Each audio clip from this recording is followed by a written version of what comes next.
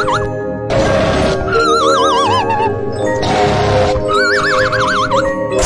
forgot to edit and upload the episode from 2 weeks ago. Fuck!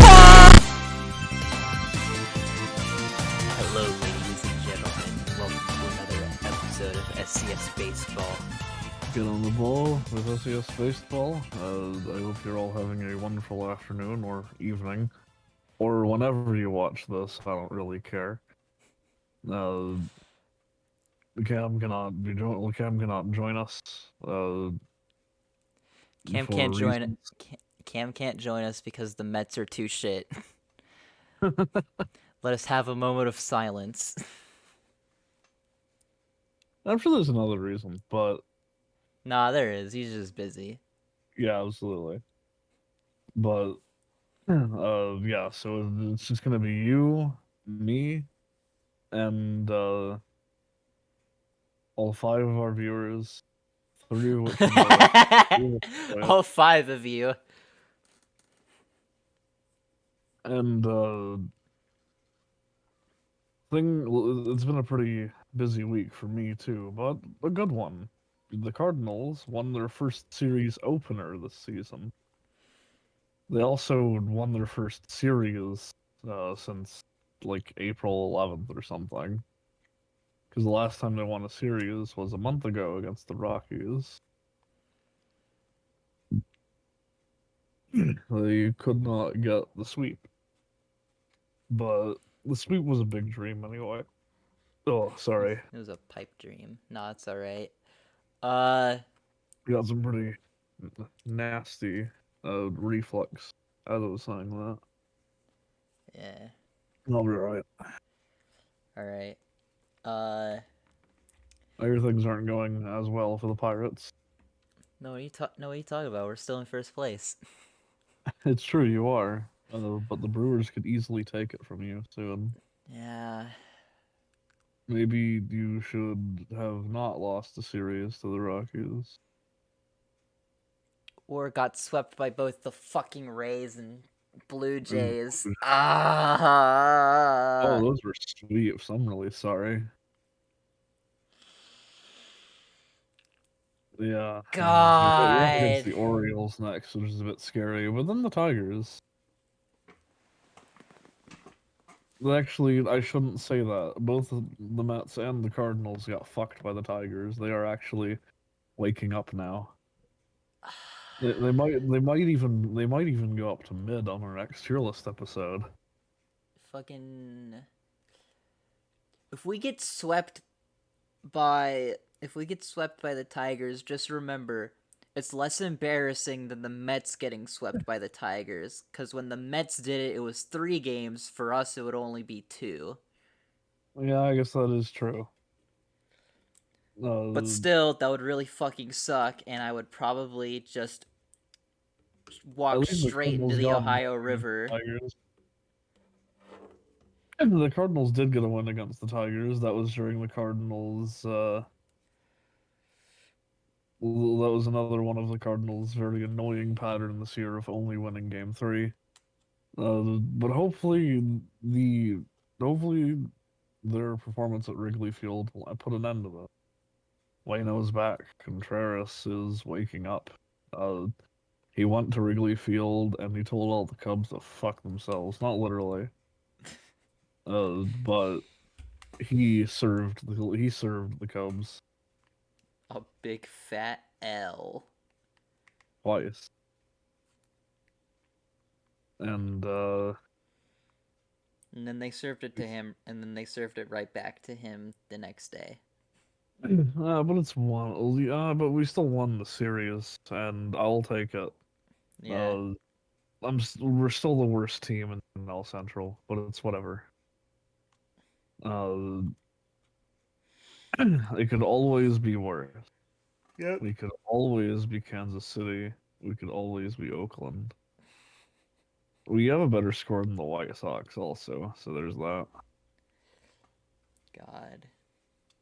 But that's to be expected. I've said it before and I'll say it again. AL Central is a wasteland. The AL Central is a fucking... Like... I think there are some good prospects coming out of there. but the good teams, meh.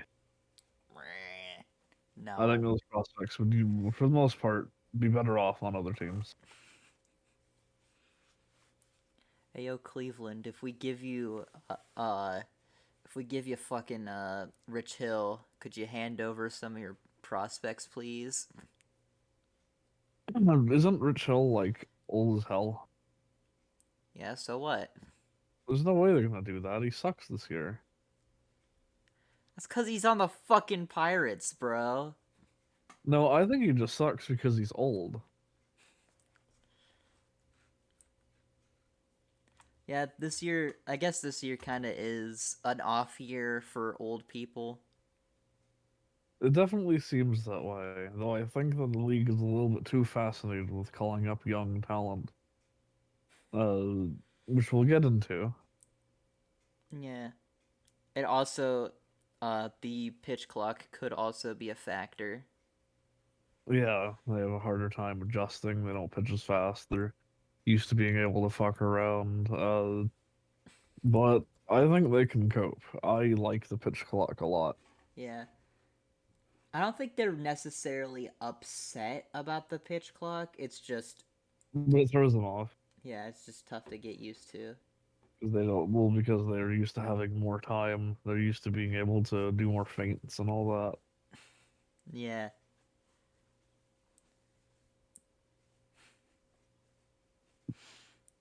that. But I think they'll get better once more time has happened with them Probably with the things will get with the very pitch interesting clock. in the summer. Things are already getting pretty interesting. I mean, a lot of divisions that had some pretty decisive leads have not so decisive leads anymore. Yeah. AL West is still pretty up in the air. Rangers are only ahead by 2 games.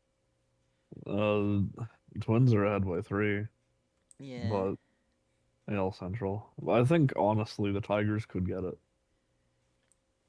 Uh, If if the Twins do their yearly midseason collapse and the Guardians aren't able to capitalize on it and the Tigers are, then yeah, I can see that. yeah, and the NL Central looks like it's outside of the Cardinals who are gonna stay on the fucking bottom. The NL Central looks like it's very liquid right now, very fluid. And then you've got the poor suckers in both East divisions. There is a valley between the Rays and Braves and everyone they're competing with. Yeah. It's And like it would take a miracle event to close it. yeah. And it's like the Orioles who are in second in the AL East. They're pretty much a first place team. It's just that the Rays are better. Yeah, if they were in the National League, they would be underneath the Braves, but they could pass off for a first place National League team if the Braves weren't so fucking nutty. Yeah. And if the Rays weren't so fucking nutty, they would be first place. Uh, it's it's still strange how nutty the Rays have become. Yeah, cuz I remember last year their pitching was nutty, but their hitting was kind of mid. Now everything is nutty and it's like what's going on? Yeah, they didn't make it past the wild card last year. Now And I it's guess like making the playoffs at all is pretty good, but uh yeah. They didn't make it past the wild card last year and so far and this year it's that looking like like they're broke gonna the Cardinals. It was like the Cardinals had like a sledgehammer taken to their legs. yeah. But it only inspired the Rays by the looks of it. Yeah. The Rays were like it yeah, it's literally like they didn't make it past the wild card last year. Now but this year they're gonna like skip right over it. Just go straight to the division round because they're probably most likely getting the 1 seed. Oh yeah, I think it's Whoever's, impossible for them not to get the AL one seed at this point. I think the AL 1 seed is just in general going to end up being an AL East team. An AL East team not named Toronto or New York. Yeah, God. Uh, Aaron Judge is finally back, but it is not saving the Yankees from their fate. Their fate Uh, of as far being as mid. we know, they swept the Athletics, which is not an accomplishment, and they're going up against the Rays this evening. They're gonna have a 4-game series against the Rays. I'm actually kind of interested in that one. Just to see the Yankees burn, because I know the Rays are going to sweep them. Judge is good, but Rosarena does not have to knock off rust from an injury. Oh, fuck me. Padres and Dodgers are going to have another series this weekend. Oh, jeez. I Those hope it are goes well for the Padres. those are always those are always like the series to watch. True. It's like so much goes into those games. And who Yeah, knows, maybe the that's like a Padres, fierce ass rivalry. yeah. And who knows, maybe the Padres can finally start gaining some ground on both the Dodgers and the D-backs. Yeah, I feel like the D-backs have sort of lost their momentum pretty early. Like they're doing, they started off pretty insane. Uh, I think though after the last series they had where they lost to the Marlins, uh, I think they are starting to lose that momentum. But They just like me for real, for real.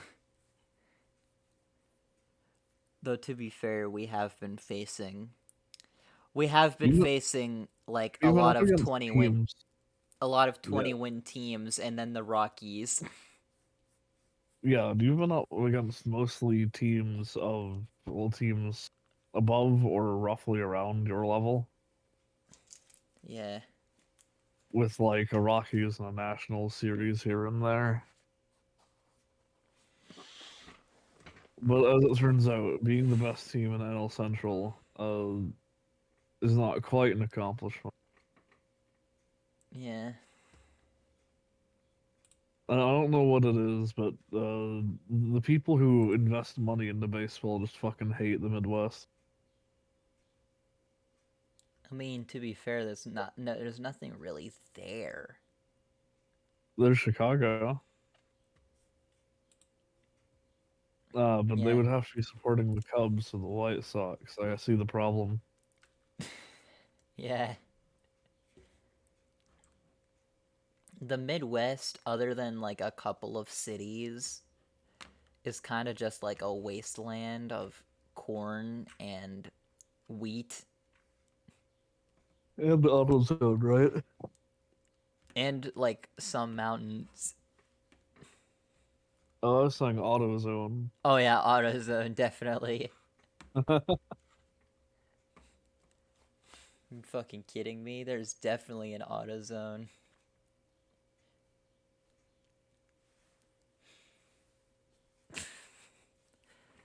But So yeah, speaking of, actually, I don't even know how I was going to segue into this. Let's have a conversation about prospect, specifically players in the top 100 prospects. let's talk about them youth. Yeah, I don't know. as Buck Showalter once famously said, "Fuck them kids." Buck Showalter never said that. Buck But, Showalter never said that.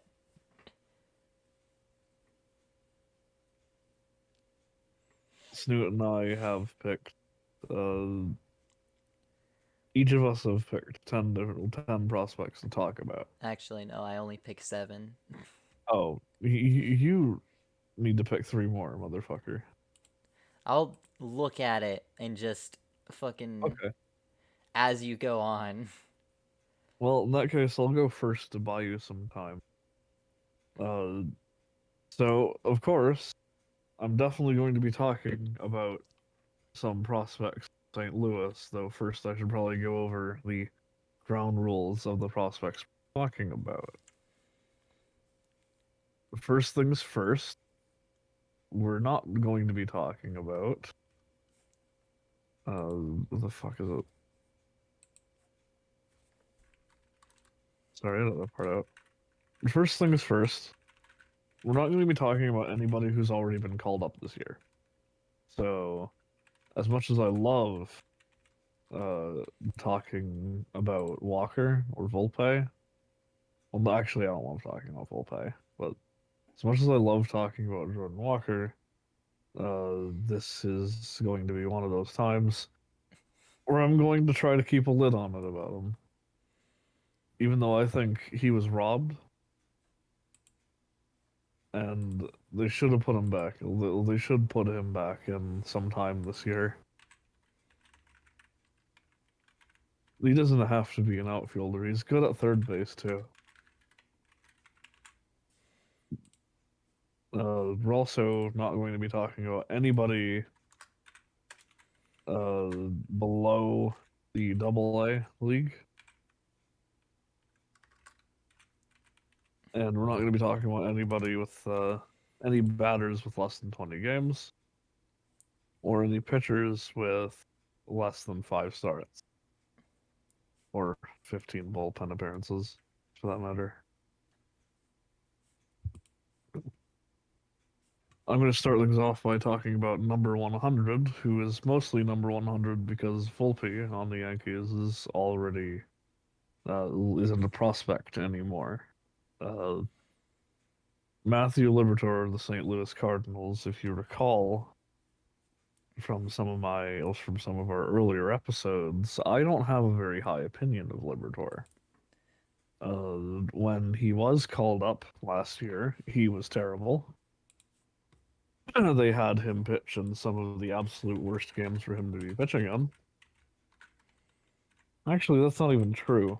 They put him up against the Pirates, and he handed the Pirates a lot of runs. So he was. They called him up at the right time. Liberatore fucked it up.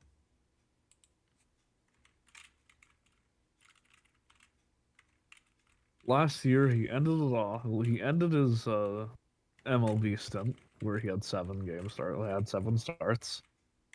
He ended his MLB stint with an ERA of nearly 6. He won only about half of the games he was in. This year, he has displayed a much better trend. He's gotten about the same number of starts, 7, and he has an ERA of nearly 3 rather than 6. So his ERA is shrunken in half uh, in 2023 in the Memphis Redbirds. Hmm. Yeah, I could see why you'd want him considering A, he yeah, has been doing a lot better than he did last year on the major league team in the past couple of years uh in uh AAA. Yeah, like he has shown some visible improvement. I'm skeptical about him, but we don't have a lot of You know how good pitchers in the actual MLB team other than Wayno, Montgomery, maybe Michaelis. Michaelis has been getting better, so Verhagen's been getting worse. Uh, I really feel like sometime this year they should swap Verhagen out or someone else out of the pitcher lineup out for Liberatore. yeah. Hopefully not Stratton though, because Stratton has actually been doing fine. All right. If you don't mind, I think I'm gonna like I'm gonna say my number one guy too, so that we're like alternating our guys. Sounds like a plan. All right, so my number one guy is actually a guy who technically hasn't made a start in the Wait, yours MLB. is ordered? Uh, well, you started with Libertor, so I mean, I could start with Oh. someone Oh, else if you oh, want. oh, oh, never mind. No, it's fine. I just didn't I just thought there was like a preference order by the way you said number one guy. I got confused. Nah. Yeah. I was just saying the top of my list, who I guess technically shouldn't even be on my list anymore. Because when I originally had him on my list, he was still in Double A, but he's gonna be making his MLB debut tomorrow. Oh yeah. Yuri Perez of the Marlins, right? Yeah, Yuri Perez of the Marlins. Uh, It's a bold move, and this is what I was saying earlier when I said that I think that the league is a little too fascinated with the idea of young talent lately. They're calling they're calling Perez up from the Double A league. Uh, yeah, which isn't really that uncommon, but yeah, I can see where he you does have might. a pretty decent stat. It's simply, and he's been moving up very fast. Yeah, it's just Like he's simply went up two leagues like every year. He started in 2021, started 2021 in A ball, that went to high A by the end of the year. Then in but 2022, at he roughly the at the age of 20, which is how old Jordan Walker is, it's still a bold move in my opinion because Jordan Walker was playing for AAA when he got brought up. Mind you, I have said before on the podcast that I wanted Tinkens up, and he's high A. He's probably honestly not ready. yeah. Uh, and Perez has a good record. Maybe the Marlins need this. Fuck, dude. Perez is younger than I am. He's not. He's not only gonna be the youngest player in the league probably since. Jordan Walker was the same age, Well, yeah, unless he's but starting down a month. Jordan Walker is older by almost a year. Cause Walker, his date of birth was May 22nd, 2002. So he's a couple months older than me. Ah, okay. But Perez was born April April 15th, 15th, April 15th, 2003. 2003. So yeah, he Damn, just literally a whole ass year between them. pretty much, yeah. How is Jordan Walker still also 20? His birthday hasn't happened yet. Oh yeah, I guess that's true. But he might as well be 21. He's very close to it. Yeah. He's almost of the age to drink So am in the I. United States. I was of the age. Well, I was of the fucking age to drink when I turned 18, bro. Yeah, that's because your country isn't as fucking It's uh because I live in a first world country, baby. But I yeah. digress. Uh, But yeah, Yuri Perez. I like his stats a lot, especially this year. He's been in 6 starts and has a 2.32 ERA. Uh, has 42 strikeouts. Only walked nine batters. Has only given up 5 home runs this year and six as well as 16 hits. Let's to make a long fucking story short, hitters can't hit against this guy pretty much, and yeah. that's why I like him, and that's why I have him as one of the guys that the Marlins should call up, even though they already called him up. Hmm. But I digress. Here he is, Yuri Perez. Right. I think I may not have understood the homework very much. No, it's fine. Because when I looked for prospects, I didn't think too hard about whether or not they should be called up.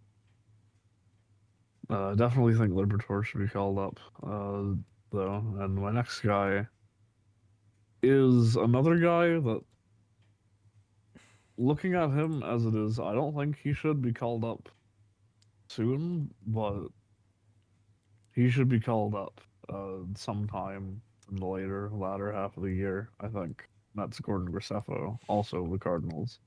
Yeah.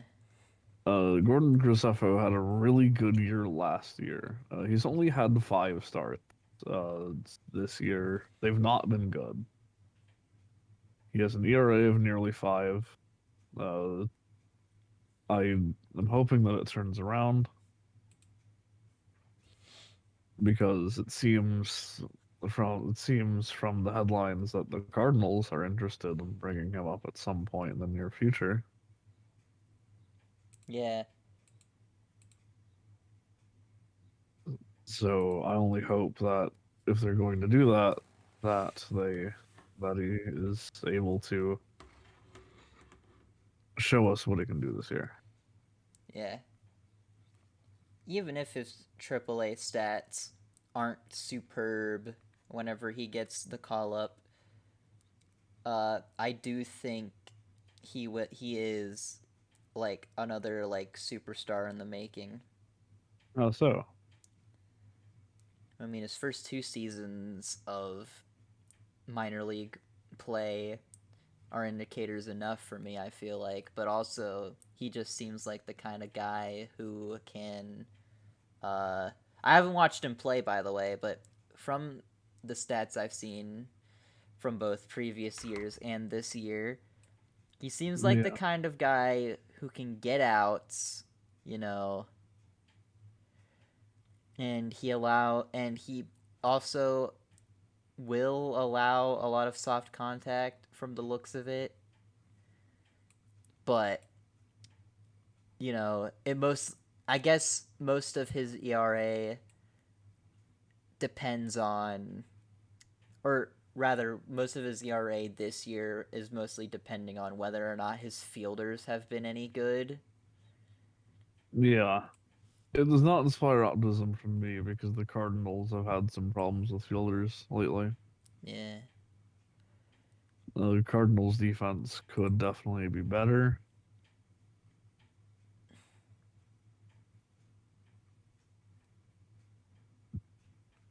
Yeah.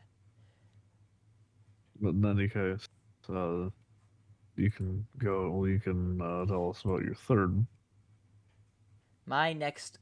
So my next guy, I was originally, well, wait, no, he was never in the top 100, so I couldn't have picked him. But there was another dude on the Giants who I really liked, but they already gave him the call up a couple of days ago. So I'm just gonna say my next guy is Kyle Harrison.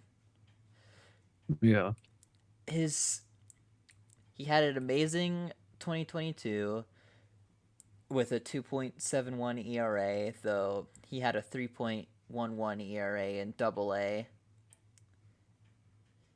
whenever he got called up last year. But I digress. Still a pretty amazing year.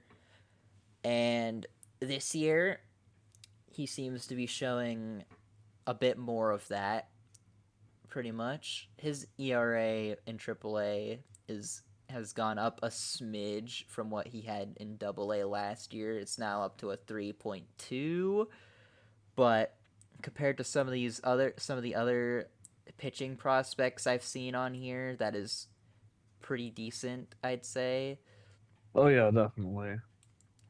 Uh, It seems that he allows more walks than hits, which on one hand isn't great, but on the other, you know, most of the time a walk isn't going to lead to a run. yeah, it's always painful when it does. Yeah. And he also strikes guys out a lot, cuz seeing as he has 34 so far this year. Oh, And that's pretty good. Yeah. yeah, but I don't think I think the Giants shouldn't call him up like now, but with like within the next 1 to 2 months, would say give him a couple more Yeah. starts in AAA, and then see where you're at with him, and if he seems to be ready, call him up. But if he's not, give him a couple more. You know, because like I don't know if you know this, Scoom, but the Giants suck in terms of pitching. I know, and it's frustrating that the Cardinals lost to that shit. Yeah. So I think Kyle Harrison could be a pretty much a pretty like good boost to that pitching staff, I feel like. But only time will tell. Perhaps so. Uh, on the other side of the coin, the third person that I picked is a batter, Bob Naylor, for the Cleveland It's Guardians. pronounced Bo, by the way. Oh, Bo Naylor. I don't know why I said Bob. My bad. No, it's fine. Uh, so one thing did stick out to me about Bo, which isn't really related to how he plays. Is that he's Canadian. Oh. Him and his brother Josh are both players, it seems, and also and his brother Miles. So Bo Naylor was called up into the MLB last year. Uh, he had 5 games, and from what I've seen, there's not a lot of stats on him from that year. I'm guessing it didn't go so well because the only thing that's higher than zero is the strikes, well, as the strikeouts.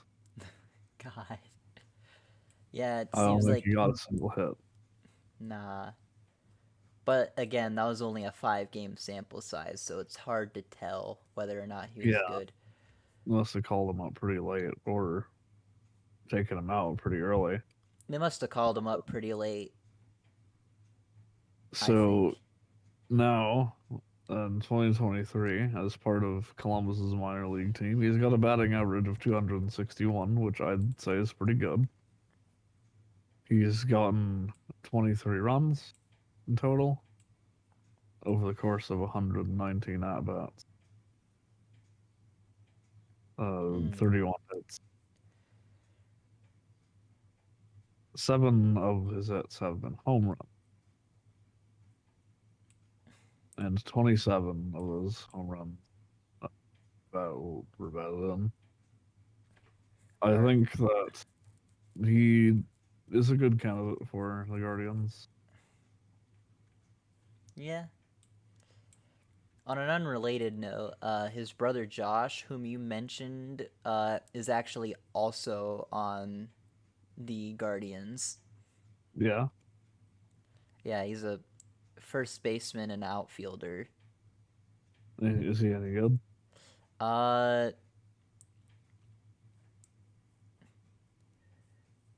so far, not so good this year, but he was really good last year. I wonder if the brothers will work well together once Bo Naylor comes up back into the ranks of the MLB because that seems likely, Yeah, given that he is among the Guardians' top 30. yeah.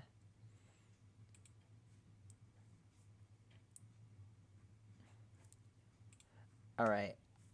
I am going to pick my next guy, and my next guy is gonna be another brother of a uh, already cemented MLB hitter. Can Although, we give me a pause for although, a second? huh? Give me a pause for a second. All right. I'm starting to get really nervous because I realize I really don't know fucking anything about prospects. No, it's fine.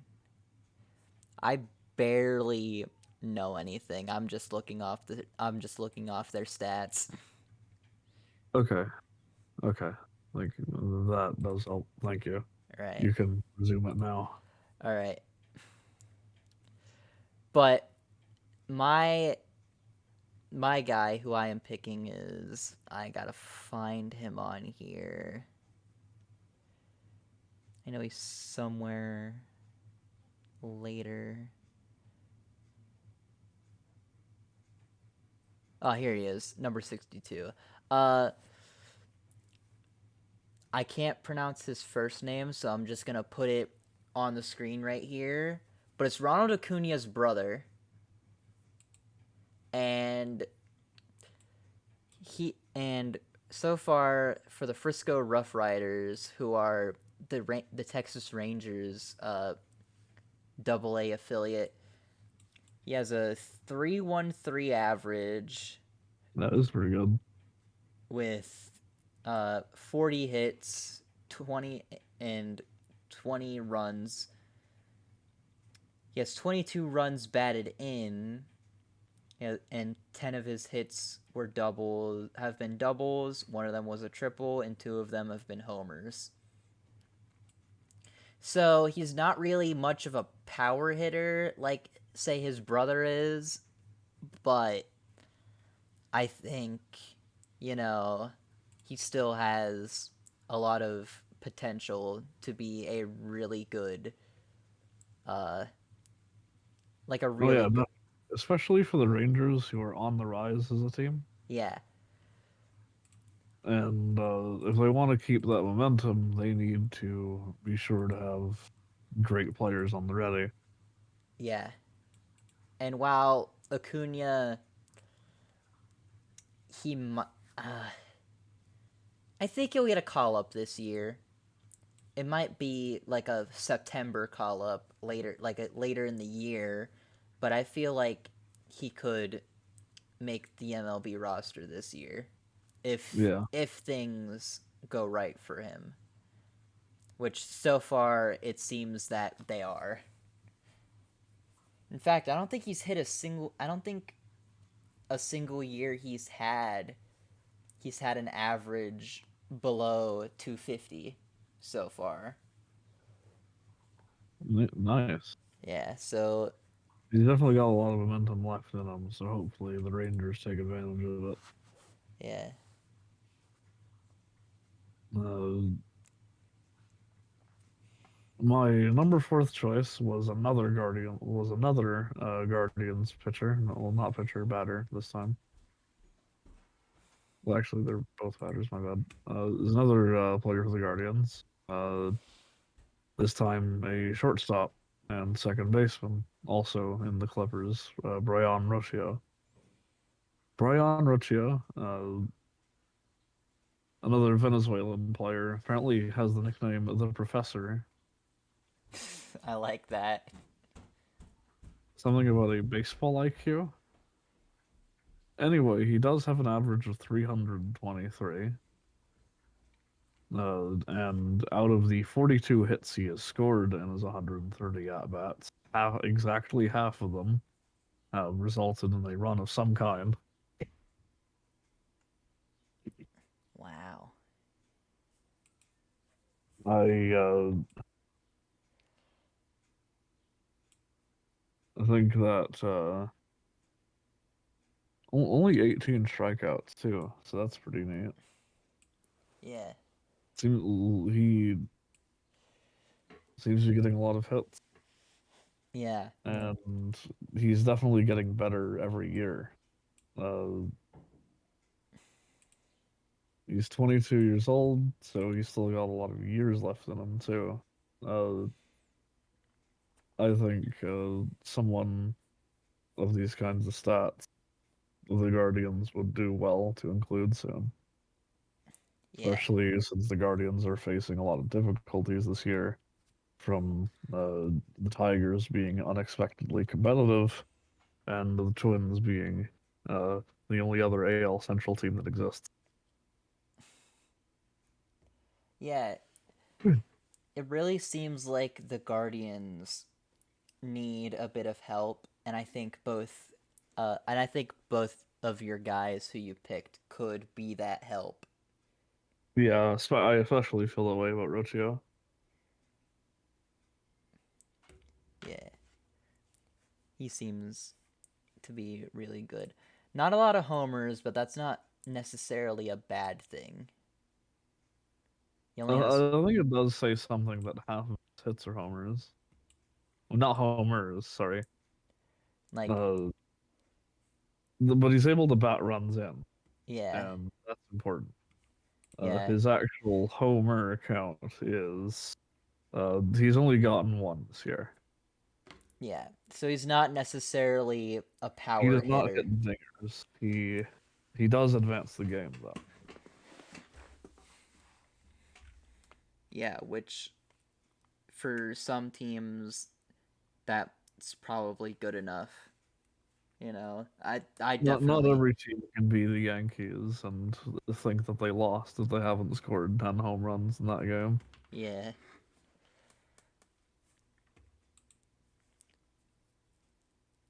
The Yankees have like some kind of dinger mania. yeah. I guess it feels very good to see one happen. But but I'm gonna go ahead and say my next player who is also a Guardians prospect, and that is a pitcher by the name of Gavin Williams. Oh yeah, Now, Gavin Williams, if I could find him, God. looks to be a right-hand pitcher. Uh, I'm just gonna click over to top 30. There he is. But Gavin Williams, so far, he has. Oh, wait. I can't choose. I couldn't choose Gavin Williams. Fuck, never mind. I didn't. well, he's had six starts. Yeah, in both. Oh wait, in both Double A and Triple A. Uh, Oh, uh. I think you may as well talk about him. All right. Fuck it. Fuck it. I'll talk about Gavin Williams and why I think he should get a call up sometime this year. Now, the Guardians are no stranger to really good pitching, as they have a former Cy Young by the name of Shane Bieber, somewhat someone whom I think could end up getting a Cy Young in Tristan McKenzie. A couple of other pretty decent pitchers, like a dude by the name of Zach Plezak and someone whom I forget the name of, but he was the only really good player out of a draft, which year I am also blanking on. But if the Guardians ever need room for another quality ace in their rotation, I feel like Gavin Williams could be your guy. Uh, whether or not he gets a call up this year, I don't know. I think they should, but they could very easily not do that. Yeah, I feel like if he were to get a call up, it would probably be either like an early September or a late September call up, somewhere near the end of the season, probably. Unless, injuries happen to their rotation and they need a guy yeah, to fill in makes sense. space. But yeah, Gavin Williams. We definitely have a lot of Guardian prospects on here. A lot of the Guardians prospects are really good. Yeah, it's true. And that does make me a little more optimistic for the Guardians amidst their current problems in the AL Central. Especially because I don't expect the Tigers' momentum to last. Yeah. The Twins, Uh, however, they could. Getting into teams with momentums that do last. Sorry, go on. No, I was just gonna say that the Twins are probably gonna have their like annual mid-season collapse. Perhaps, yeah. At the end of it seems to be it seems to be what the Guardians are gonna have to hope for is that the momentum of the other two teams on top dies. They can probably outplay Tigers, but uh, I think they're probably going to be counting on that Twins collapse Yeah. if they want to see like a good position in the playoffs this year. Uh, on the teams that'll never run out of momentum ever, they will keep winning for the rest of time. From this day forward, my number five is Curtis Mead of the Tampa Bay Rays. Curtis Mead is a third and second baseman. Apparently, they have been moving him around a lot on the bases in the minor leagues to see where he plays best. Hmm. That's fair. He's from Australia. He has an upright batting stance, which is interesting. I don't think you see something like that every day. He's not had that many games this year. He's been 22. In those games, he has apparently had 86 at bats. He's only had 19 hits, but 10 of them have translated into runs. Yeah. And he's gotten struck out a lot less than he did last year.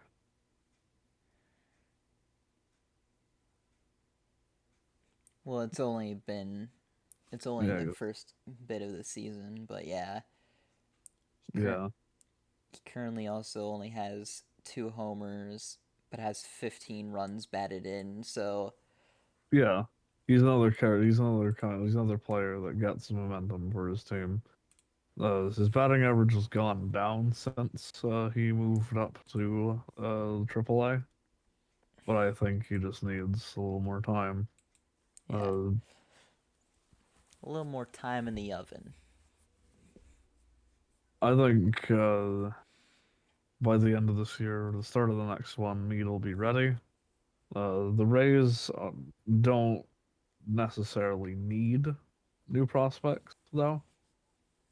Not right now. Their momentum is insane. I think it's a good idea if the Rays want to establish a dynasty that they should definitely nurture the prospects that they have because Yeah, they're not going to be able to rely on gods among men like Randy Arozarena forever. yeah, And that's pretty much all there is to be said about Curtis Mead.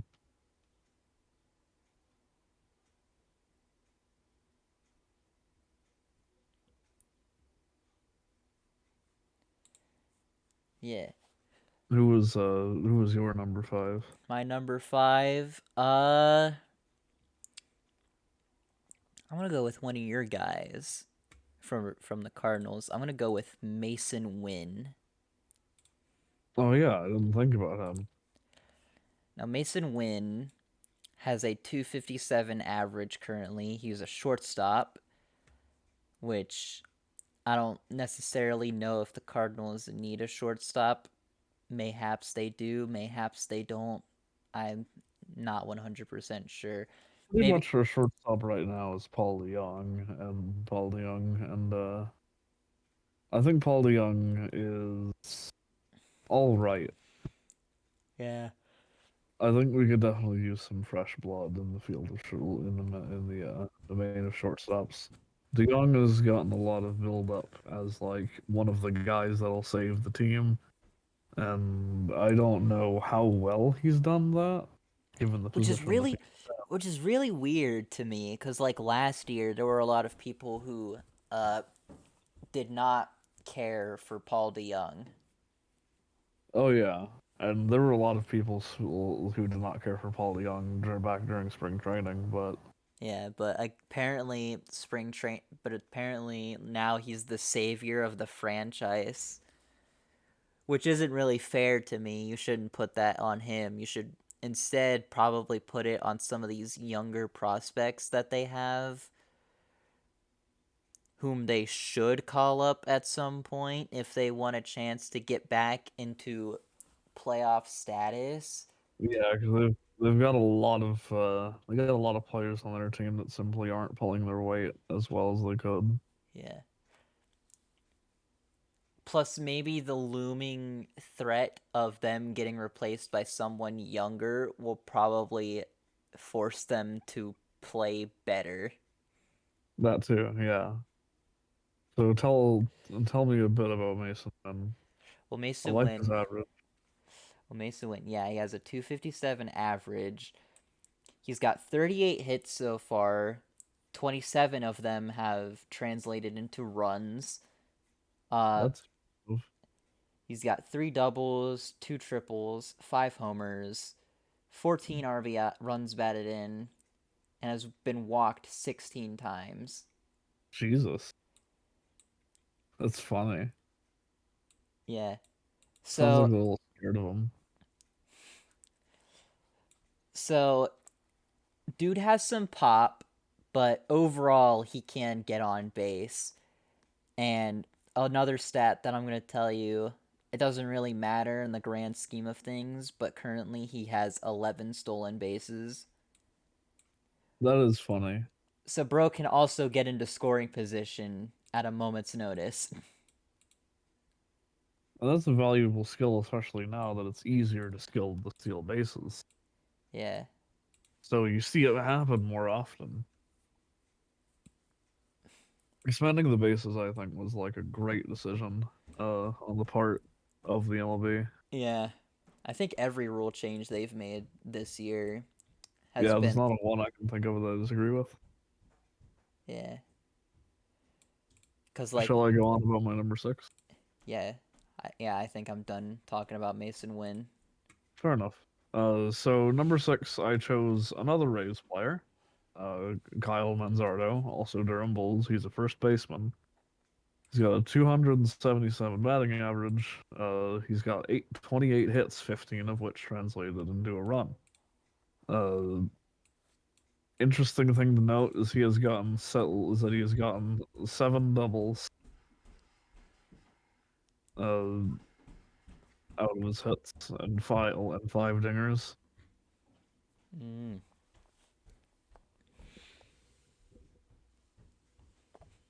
He's not stolen a single base, which is funny. I'm thinking Manzardo is kind of the same as Mason Wynn. Like he's got a bit of pop to him, but overall he will get on base. Yeah, I can see that. He will get Uh, on base and he will score and he will bat in runs whenever you need them. yep. He's only 22. Uh, Seems to me that he is one of the top prospects for the Rays, and that they might put him in soon. That's the If thing. they do, I think the Rays could benefit. That's the thing about the Rays too, is that they're really is that while even if they are still really good, they like to like rotate uh like hitters and whatnot, like put some of their prospects in for a little bit and then take them out if need be. Yeah, it's a good strategy. It makes it a lot harder for pitchers to know what kind of balls to throw. Yeah, I think, I don't know anything about actually playing the game, but I like to believe it is probably easier to tell someone how to bat than how to pitch. yeah, Because with pitching, it's all about psychology. It's about making the batter do something stupid. yeah. Another Someone got thing, balls you shouldn't. yeah, another thing too about the Rays that kind of makes me a little angry because this has happened to me before, but they are really good at basically, you know, so most teams, whenever they want to compete and whatnot, whenever they're ready to compete, they'll trade for a big name player for and like give up their prospects. The Rays are the kind of team to like sometimes they'll like trade away their big name players for like if they're not performing as well as they should, they'll like trade them away for better for like prospects and that'll usually end up giving them more success. Yeah, I hope they don't do that next year unless they lose a Rosarena for some reason. God. Yeah. I think that, like, as it stands, the Rays are pretty decidedly unstoppable. They're at World Series pace. I think the only thing that can stop them is a run in with the Braves. Yeah. Otherwise, they're going to keep in the lead. Yeah. So we're on what, sixth now? So Um which one is yours? my sixth guy is talked about Harrison, I'm talking about Williams, Cunha, Win. Uh I'm gonna go. My sixth guy is gonna be Colt Keith of the Detroit Tigers. Yeah, So Keith has uh some pretty interesting stats. I'd say he has a 263 average, as well as 31 hits, 15 of those translating into runs. He has 6 doubles, a triple, and 5 homers, and as well as 20 runs batted in. He's only been walked 9 times this season, so I think he does. He maybe has a bit of like a uh like a plate discipline issue, but I think that could be yeah, resolved at a moment's notice. Uh, he's a third baseman, but has seen some time at second base too.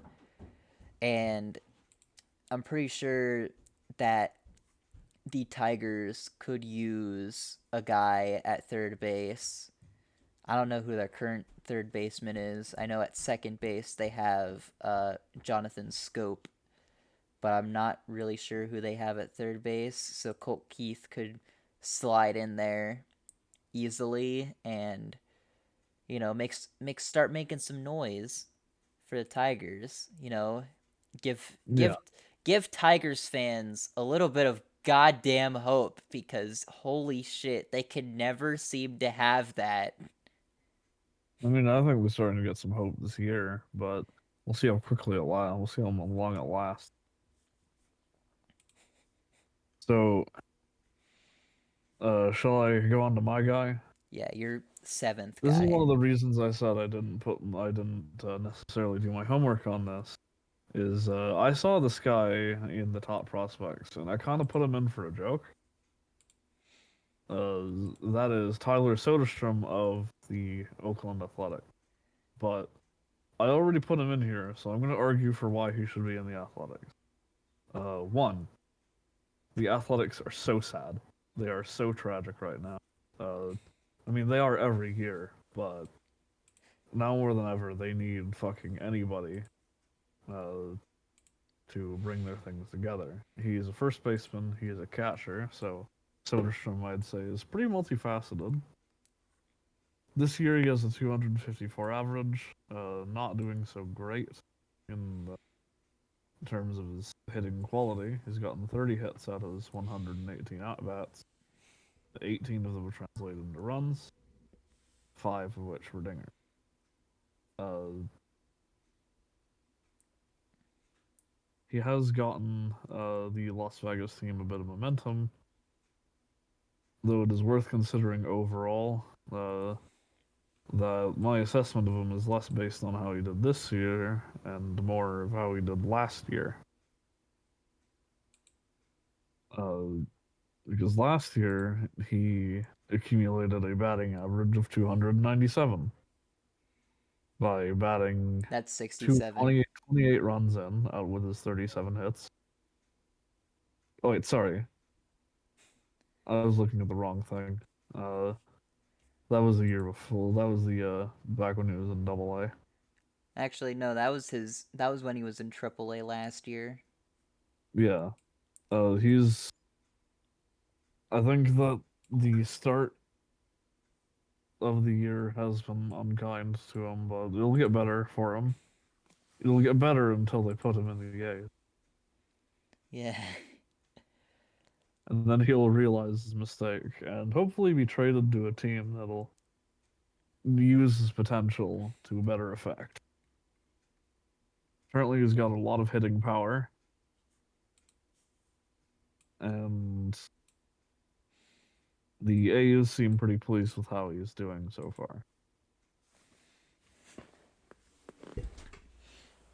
Who knows? Maybe we will see him in Oakland's ugly ass stadium this year. Maybe. And all five athletics fans will be there just to see the fruits of their labor. Yeah. Until they move to Vegas, which might not even happen. What are they gonna do if they don't move to Vegas? Uh, Cope. Straight up, like an Angel has to buy the team. They need they need that shit that the Angels got with Disney. Yeah. They need to be bought up by someone huge like Amazon to turn the team into something competent. Yeah.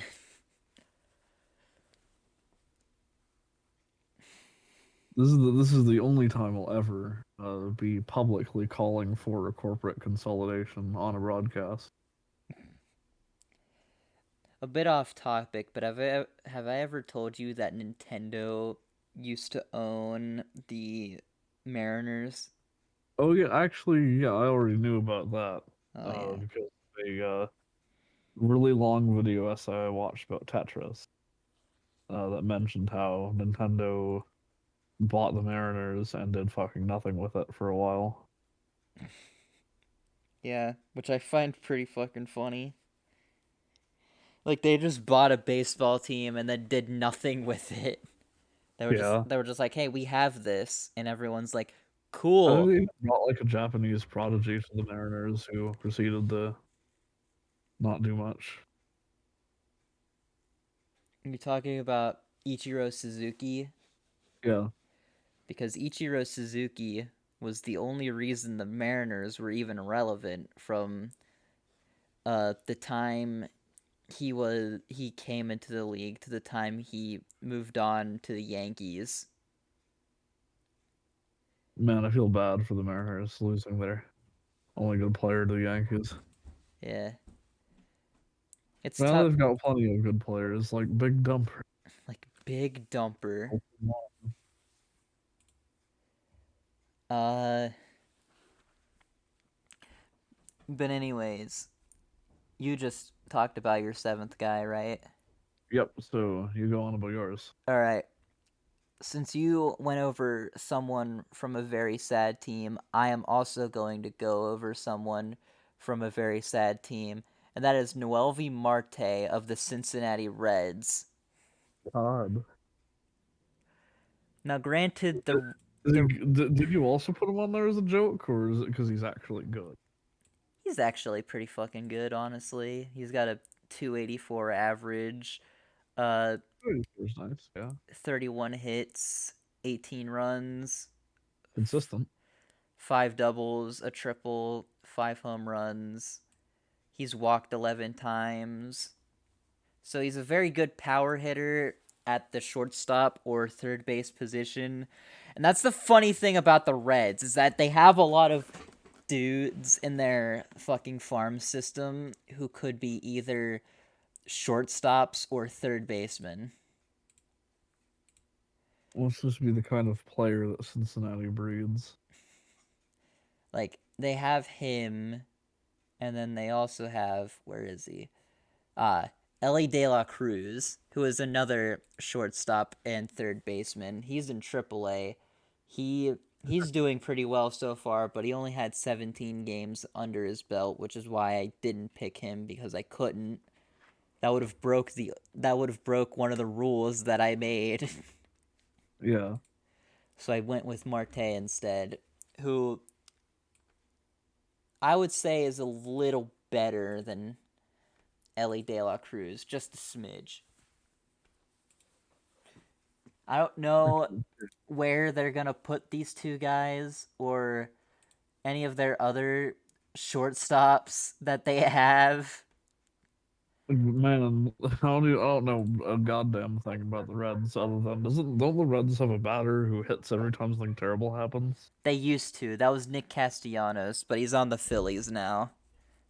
Oh, has he has he been doing good in the Phillies? I gotta remember. I gotta look real quick.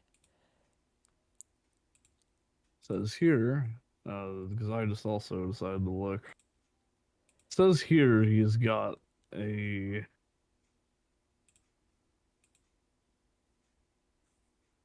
Sorry, give me a second. That's cool. It says here he's got a batting average of 322 this year. That's pretty decent, honestly. That's way better than he was last year during the regular season. Better than he is. He's just probably it's probably because he's with a better team than the Reds. He was with the Phillies last year too. Oh, He kind of just had an off year last year, but now he's popping off again, I see. yeah.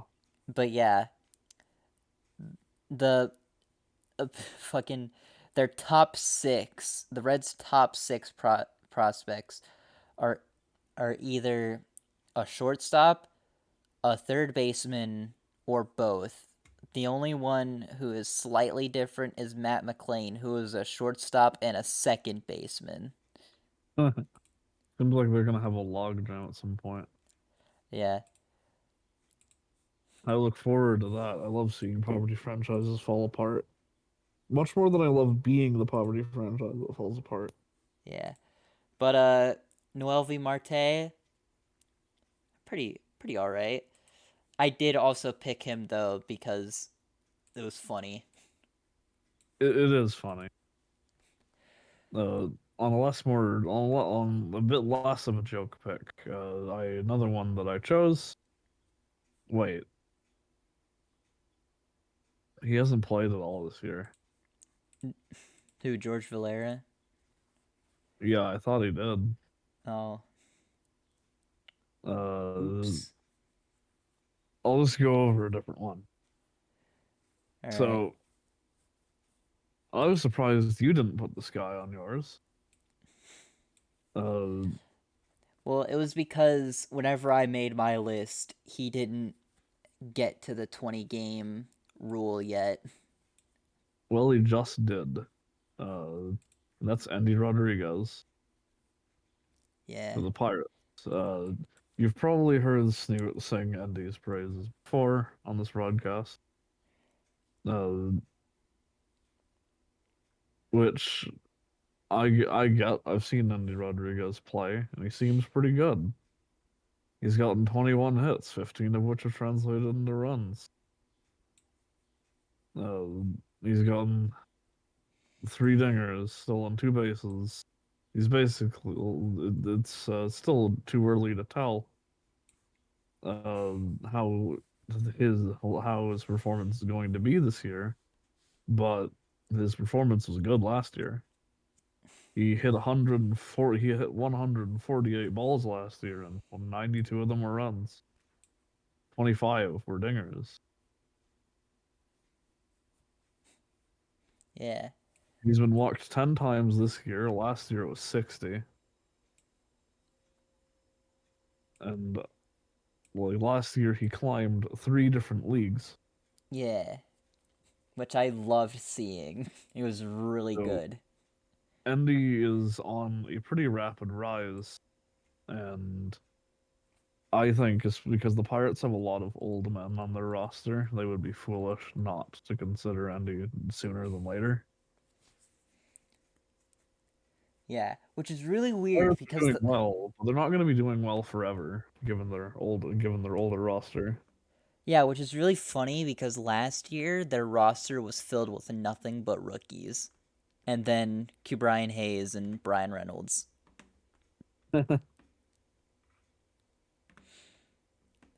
So like, Thank God they extended that guy. yeah, thank God, thank fucking Lord. But the reason why, well, also because he didn't at the time didn't match the 20 game rule, but what another reason why I didn't pick Endy was because I picked the dude behind him for the Pirates, a dude by the name of Henry Davis. Now, he is currently in Double A Altoona right now. And so far in Double A Altoona, he has a 316 average, 24 hits, 14 of them translating into runs, 4 doubles, a single triple, 8 homers, 17 RBI, has been walked 16 times, sorry, and has 5 stolen bases as a catcher.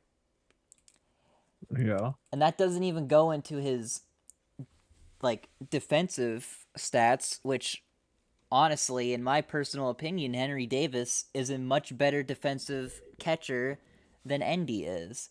And that's saying a lot because I love Endy. Dude's great. But on the defensive side of the ball, which uh, MLB.com doesn't show you the defensive stats because nobody really cares, except for me when it comes to catchers, because I feel like catcher in terms of defense is the most valuable position. Nah, you're probably right. You know what? I'll talk about this guy. When it comes up, All right. you'll see. I'm only gonna leave it a surprise unless you're done.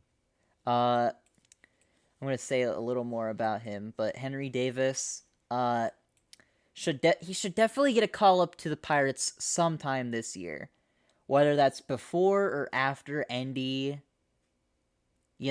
that's too early to tell, but I definitely think at some point later down this year, like maybe like a couple days, maybe weeks from now, he'll get a call up to AAA. But Yeah. I think Henry Davis will make an appearance this year, and I am pretty excited about it. Especially because everyone was starting to say that Henry Davis was a bust, even though the reason why he didn't do so well last year was because he kept getting injured. Yeah. Makes sense. All right, so you can go over your guy now. All right. So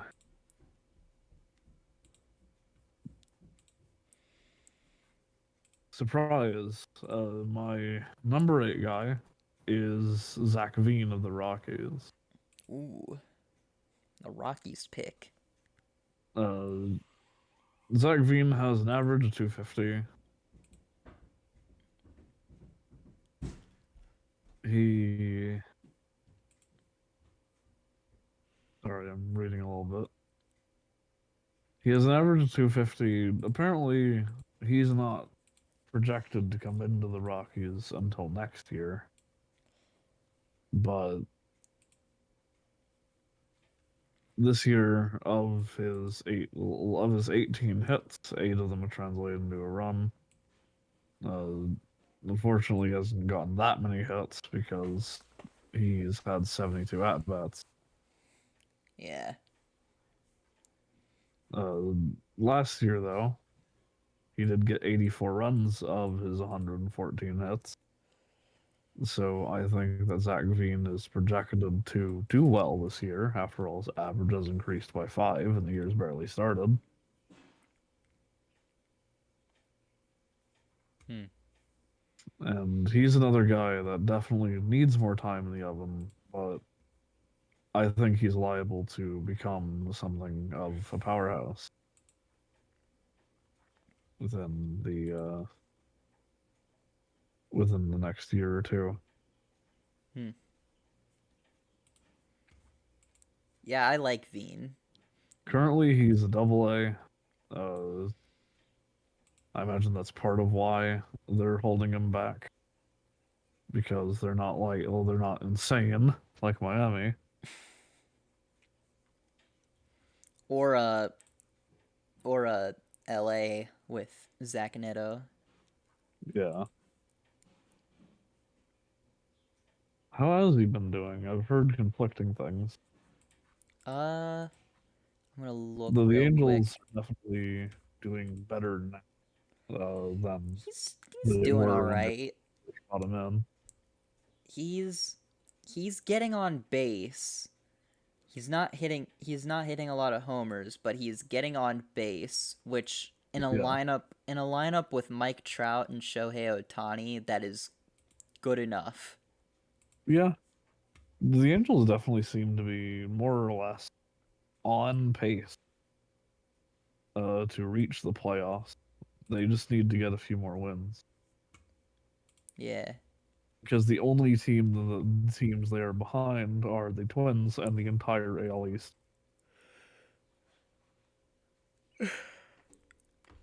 And But the being behind the AL East doesn't say a whole lot. Oh yeah, the Rangers too. Yeah, the Rangers do have two more wins. yeah. I think the Angels have gotten some serious momentum though. If things go good enough, I might even fucking qualify them for fast risers on our next tier list. Yeah. But that's only if things go right for them. Yeah, Uh my next guy who honestly is the only guy from the Orioles whom we will be speaking about, mostly because they have so fucking many guys who would qualify for this. It's insane. yeah. Is Colton Cowser. Tell me about them. He is an outfielder currently in AAA, and he has a 300 average currently this year with 36 hits, all 36 of them translating into runs, 7 doubles, a triple, 5 homers, 24 RBIs. He's been walked 29 times, but he does have a little bit of a high strikeout count in 35. But needless to say, dude gets on base, and almost every single time he gets on base, he gets a run. Damn, that's pretty good. Yeah. It seems like honestly, it seems like the Orioles prospects are just stacked as hell. Uh, Yeah, which makes me pretty excited for Orioles fans, but also really fucking scared. for for your upcoming series with them. Yes. Cause Oh cause you never know. Cause at one point they could call one of these dudes up, and then they become a superstar, and you're just like, ah. God, yeah.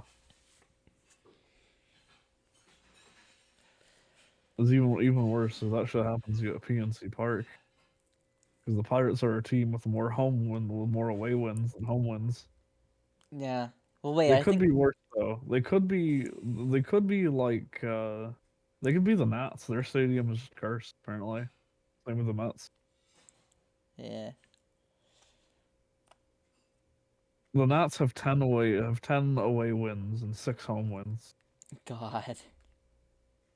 Their stadium doesn't like them, I think. I wouldn't blame them. Their stadium is kind of mid.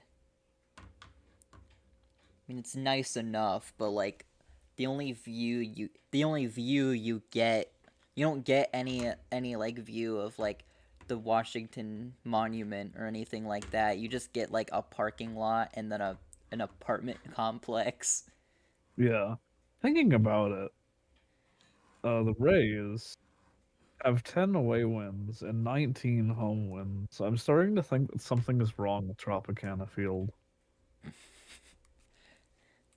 It really is a Mario baseball level. Maybe they should do something about it because, while I don't doubt the Rays' excellence, I also can't help but feel just a little bit that the Rays might be using it to their advantage somehow.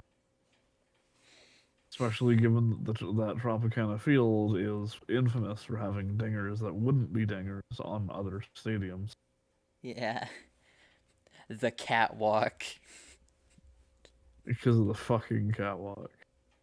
I can't think of like a single thing in MLB funnier than that when it comes to park design, other than the fucking insane altitude of the Mexico City Stadium. Yeah. I guess they can't really help it because Mexico City is just really high up in general, but and Uh, it's not even like slightly higher than Coors Field. It's higher than Coors Field by like 2,000 feet. yeah. So who is your final guy? My final guy is, I believe you chose a Rangers prospect earlier, Yes. the Cunha's brother. I chose Evan Carter, also of the Frisco Rough Riders. Uh, he's got a 286 average. Uh, Overall, his ratings seem pretty good. Apparently, the things that he does best are hitting the ball and running the bases. Of his 98 at bats, he's had 28 hits, 17 of which have been runs. He's only scored four dingers, but he's gotten four bases stolen, and this is all in the course of 25 games. Yeah. He's in Double A, and he's another player that is set to appear on the Rangers next year. Honestly, I think he could make an appearance as early as this year. Yeah, He he just seems to be, I don't know. He's an on-base machine by the looks of it. Not only does he have 28 hits, but he also has 26 walks. that's true. Yeah, like he's definitely like once he's on there, he's on the bases, and he is an outfielder. Yeah. Uh, so if he has a really high rated running skill, that is going to count a lot when he is working the field, Yeah. especially because his field is also a part of his scouting grades that is higher than normal. Yeah. I think he could definitely be a defensive and momentum asset for the Rangers.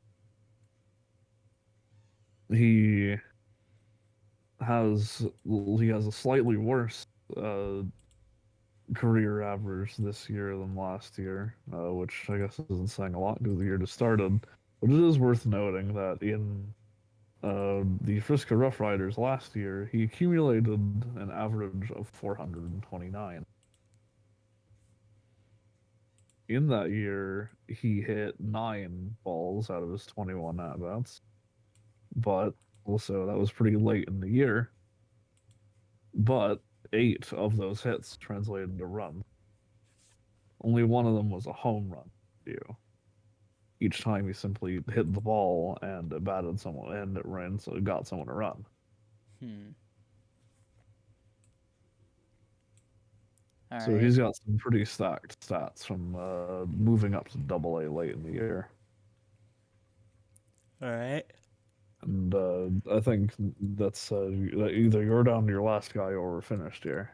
I'm down to my last guy, who is Andy Pages of the LA Dodgers. Now, the Dodgers are a very good team, which I hate saying every single year, but it is true. They just do not do They're bad. boring, but The, they're boring, but they're always there. yeah, They're on top of the NL West right now. There was a period where they weren't, and I'm sure we were all hoping they would stay there. yeah, stay in third place. Fucking But they crept up from the woodwork because the Diamondbacks and Padres started to fall off a bit, yeah. But and the other NL West teams are completely irrelevant. yeah. But the complete opposite of boring, I'd say would be Andy Page's, which will probably end up making the Dodgers even more boring because They would he start winning more. that would start winning more. Yeah, he currently has a 281 average in 29 games and in 96 bats. He has 27 hits, 20 of those resulting into runs. He has 11 doubles, only 3 dingers, but he has 23 RBIs and has walked 22 times. And By the looks of it, he's stolen 7 bases as well, so he's got his eye on those. he's got his eyes on the bases. And setting up the bases is very good if you're on the Dodgers because they are a team that can score runs Yeah, and do so quite easily. It's kind of why they're so good. yeah. The Dodgers are an offensive powerhouse, and anything that can support that will help the Dodgers continue to be insane. Yeah, which I'm not looking forward to, but everyone in the LA area who isn't an Angels fan will probably be like, "Oh, okay." I don't think Angels fans have like happiness. Nah, I think they're just always depressed until I mean, they their lives are run by Disney already, because Disney basically owns Anaheim. yeah.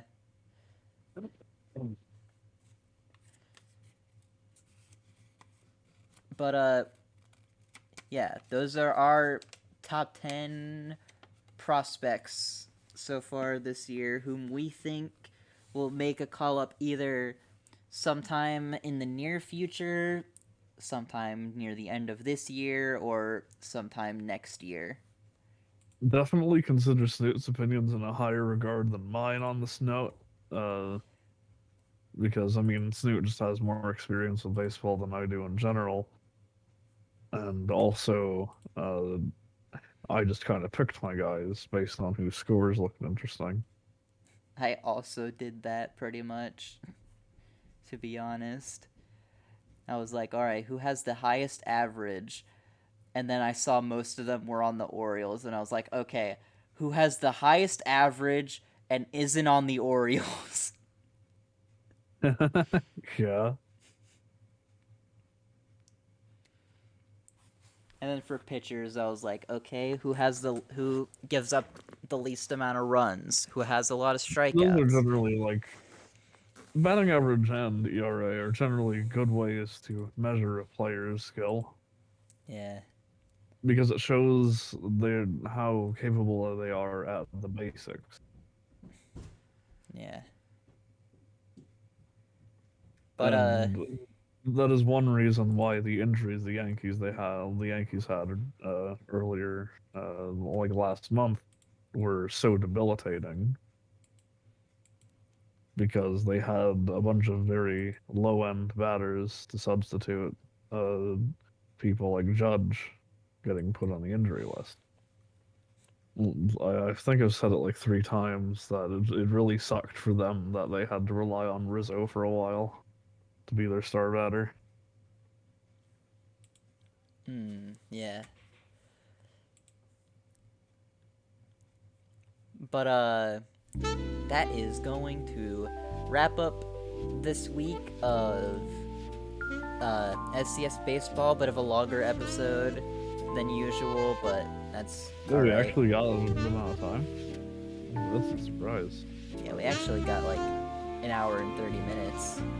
In any case, Most on the ball of SCS baseball, have a wonderful evening, and everybody laugh at Snoot because the Pirates are up against the Orioles tomorrow, and I'm sure it's going to go great. Can't wait.